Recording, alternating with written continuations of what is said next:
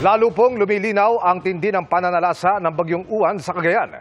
Bukod sa mga video ng kasagsagan ng bagyo, tumamba din sa Tuaw, Cagayan ang mga naglalakihang troso. Ang idinulot nito, alamin natin live sa pagtutok ni June Veneracion. June!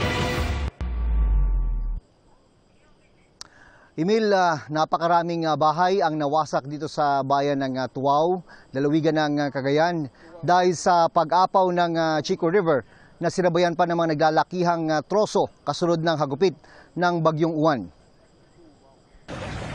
Yan, danong na yan sir, yaw ko, yaw sakto ya level na yan kanaya perta. Nilusong ng mga pulis ang hanggang dibdib na baha sa Tuaw, Cagayan. Pinalikas nila ang mga residente, gaya ng lolang itong natrap sa bahay. Pinasa na siya ng rescuers para mailabas ng kanilang bahay. Manang, gawawan sila ng sakad, go! Taas po kami ng bubong. Sa taas ng baha, napilitang manatili sa kanilang bubong ang ilan. Bukod sa mga bata, kasama rin nila ang mga alagang hayop. May mga kambing at mga biik pa na ikinubli sa loob ng cooler. Bumaha sa bayan dahil sa pag-apaw ng Chico River kasunod ng pag-ulang dala ng bagyong Uwan. Nagmistulang lawa ang lugar at may mga nasira ring bahay malapit sa ilog. Samot-saring debris rin ang nagkalat sa mga kalsada. Pinagtulungan din ng mga rescuer na buhatin ang kabaong na ito sa gitna ng maputik na daan. Naantala kasi ang lamay dahil sa bagyo at kinailangan ilipat sa ibang lugar ang kabaong. Naibalik na ang labi sa mga kaanak nito. Ito na yung pinakamalakas na bagyo na naranasan namin dito. Nakakala lang namin ay hindi kami aabot ng tubig dito. Pero ngayon, sobrang lakas ng ginawa ng bagyong Uwan. Ang mga gamit sa bahay, basa lahat, walang nailigtas, sir. Kasi yung sa loob ng bahay, sir, putik lahat, sir. Sa barangay Barangkwag ng parehong bayan, humupa na ang baha. Pero bakas ng dilubyo ang matatanaw kahit saan lumingon. Naglalakihan ng mga troso na inalod ng pagragasa ng Chico River na humampas at sumira sa maraming bahay. Dito yung bahay namin sir, walang naiwan kahit yung gamit namin. Tapos yung bahay namin, binumpa ng troso, ang laki. Wala na ring babalik ang bahay ang 12 anyos sa si Zoren.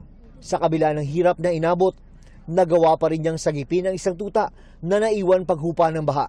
Nanginginig po, naaawa po ako. Tapos kinuha ko na po. Halagaan mo na lang. Matyaga namang hinugasan ni Roseanne ang mga putikang damit ng mga anak na ilan lang sa kakaunting gamit na naisalba. Paano na kami magsisimula? Yung tindahan namin, sir, wala na. Wala na pang kabuhayan. Buti nakakangiti pa kayo o Oh, okay lang, sir. Okay lang yung ngiti. Pagsubok lang ni Lord yan. Sa panahon ng matinding sakuna, muling nakita ang bayanihan ng mga Pinoy.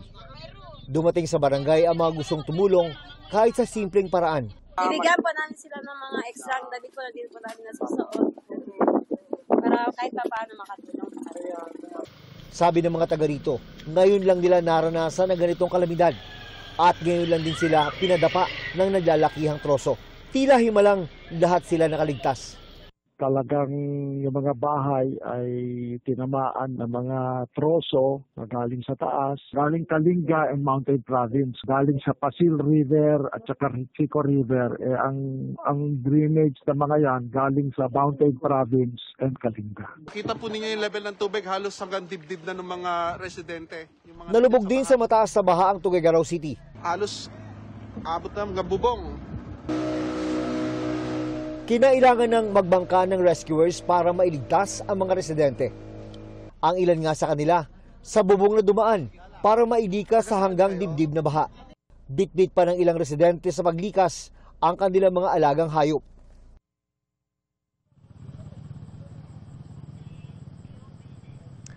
Nasa 1,000 residente ang nagsipaglikas dito sa bayan ng Tuaw. Malaking problema ang kinakaharap ngayon no mga wala nang babalikang tahanan.